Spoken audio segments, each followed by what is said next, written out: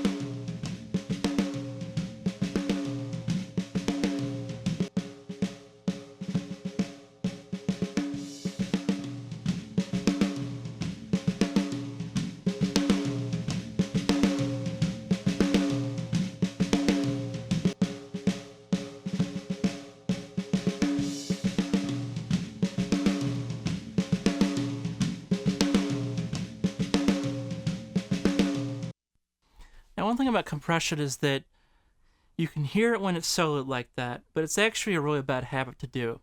In fact, I have a hard time hearing kind of what I'm doing, because the easiest way to hear what compression is actually doing is to listen to it at very low levels or mixed in the context of a mix. Weight on your shoulder. It only makes you stronger, only holds you longer. Is empty, but I keep looking here for you. Lonely for you, yeah, lonely.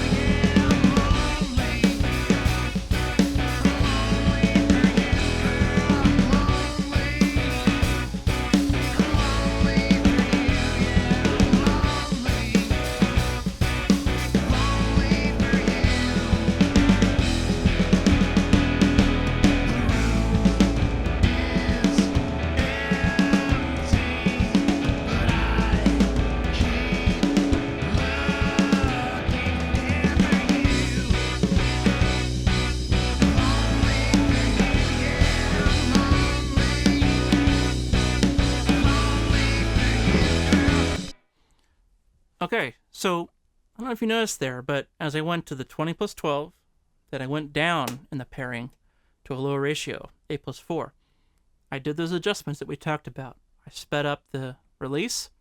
The attack is just, I mean, everything on the dial is pretty much fast, but it really comes down to that release, making sure you compensate for that release, and then I also compensated the input and output. Okay? And you notice that this sounded a little more open, this sounded a little more clamped down. Okay? There wasn't too much of a difference between the attack and this example. In fact, the 4 to 1 actually sounded kind of nice. But yeah, so that was snare drum. Let's go on to kick drum.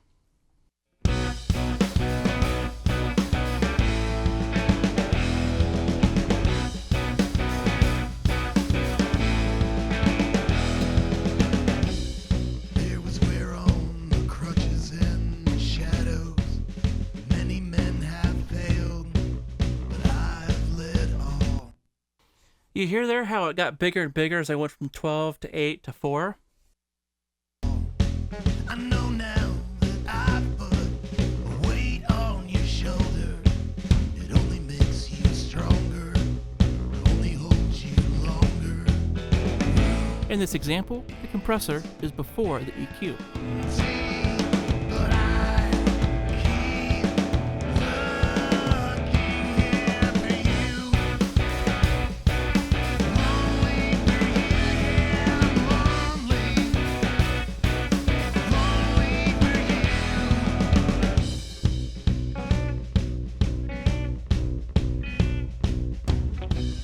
There was nothing but a drop of warm skin, full of my ideals, my penance and my sin. You say we'll pay.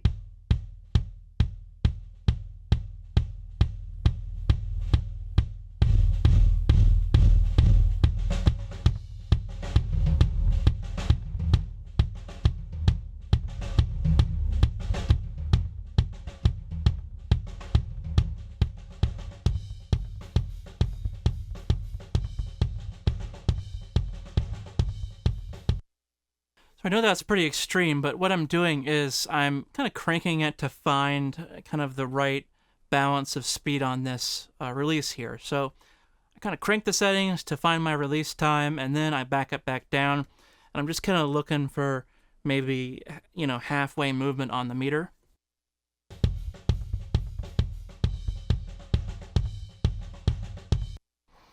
I'm also glancing down at my converters as I do this. I could also check the output level, but it's easier just to glance down and make sure that my input back into the DAW is not clipping.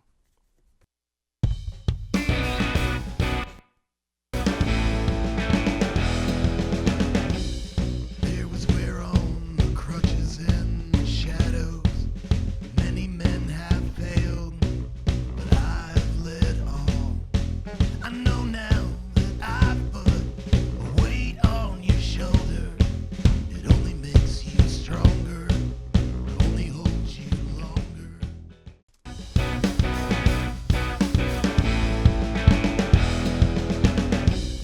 There was wear on the crutches and the shadows. Many men have failed, but I've led all. I know now that I've put a weight on your shoulder. It only makes you stronger, only holds you longer. Is empty, but I keep looking after you. Lonely for you, lonely. Lonely for you. Only holds you longer. Is empty, but I keep looking after you. Lonely for you, lonely. Lonely for you.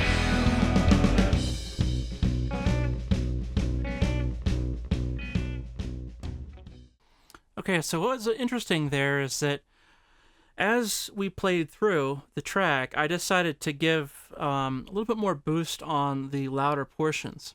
And this way, it is almost as if the drummer was playing louder, and as you play louder, you get more attack out of the drums. So I was actually following suit with that and kind of mimicking that with the adjustment of these dials. So playing softer, you get less attack. Playing louder, you get more attack. And I think that this actually kind of added a nice touch to the track. Okay, let's move on.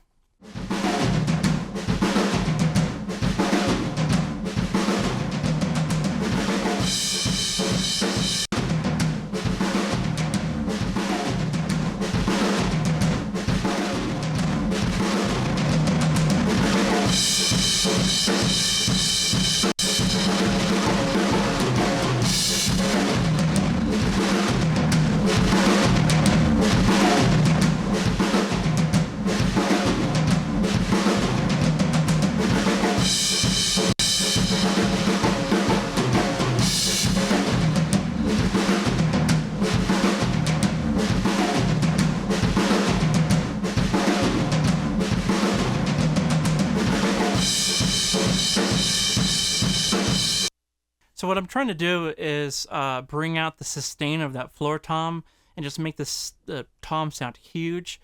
But I'm also not trying to make the cymbal problem worse, because you add too much compression to a room mic, it makes those cymbals just really loud, and it overtakes the mix in a hurry. In which case your overheads kind of become pointless. So it's kind of a balance. You have to kind of get it just right. So I think I have kind of a good medium, a good setting. This is, of course, all buttons in. I experimented with a couple different options. But hey, we'll do all buttons in for this.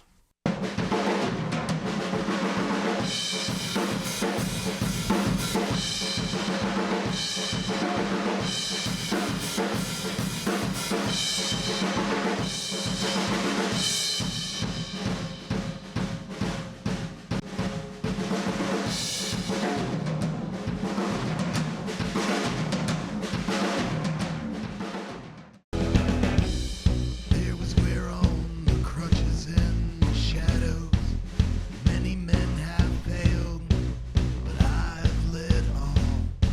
I know now that I've put a weight on your shoulder. It only makes you stronger, it only holds you longer. Is empty. Sweet. So I decided, I usually don't do this, but I decided, hey, why not? Let's try to attenuate when I know there's going to be a cymbal crash coming, and then I can let the ring of that snare come through on the room mics. I don't know if I'm just crazy for trying that. I'm going to have to replicate that for side left on room left, but yeah, hopefully it works out okay.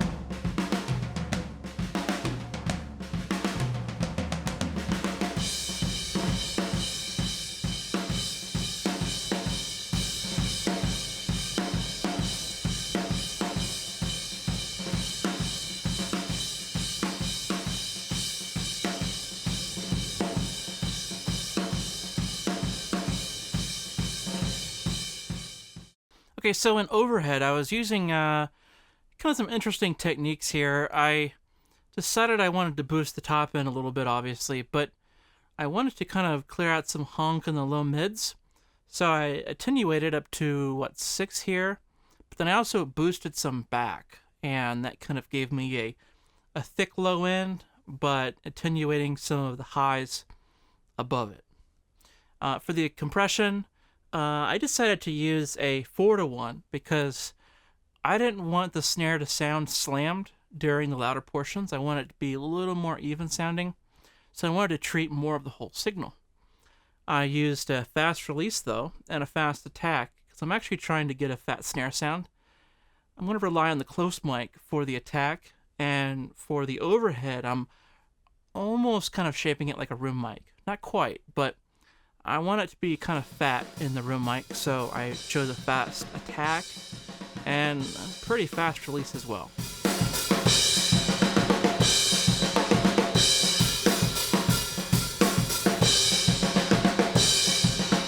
Okay, so I'm working on floor tom here, and it's important to understand the idea that something does not have to be low and rumbly in order to sound low. So I'm actually cutting a lot of the lows out of the floor tom. You know, it is kind of cool to have a low sound, but more importantly is that it sounds low. So I've attenuated a lot of the lows, and then I'm compressing it. Now there's a cool trick here as well. I've enabled the 8+4, so dual mode here, but in doing so, I'm slowing down this attack. Now this is kind of an overdriven tom sound. It doesn't have much attack to it, and by doing it this way, I'm actually kind of emulating some attack. I'm creating new attack that wasn't there in the first place. Now this here is going to control the ring of the drum. So depending on how gnarly you want it, you can do super fast or kind of medium. And of course, to top it off, I have a boost at 5K. But yeah, it's important to note that there's not a ton of low end in here, and I'm synthesizing an attack.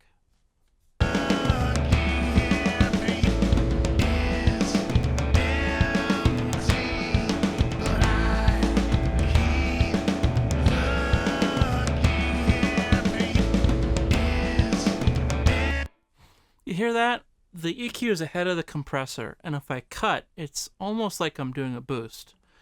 But again, what I'm doing is I'm trying to give the feeling of lowness, so I don't necessarily want to make problems for me by having too much low end in too many places. I'm really trying to get that growl to translate through the mix. So I have a fast release, I have a lot of action on the meter, it's a lot of reduction. But the key is to take out some of the lows.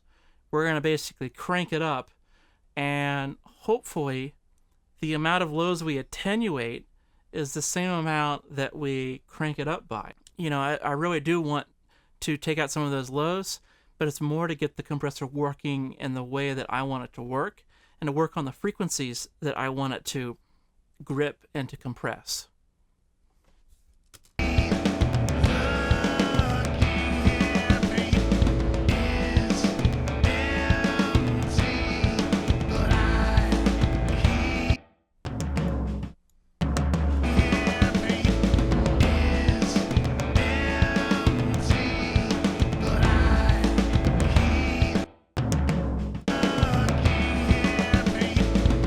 Okay, that was part 2, and part 3 we're going to be kicking it off with bass guitar and moving on to some other instruments as well.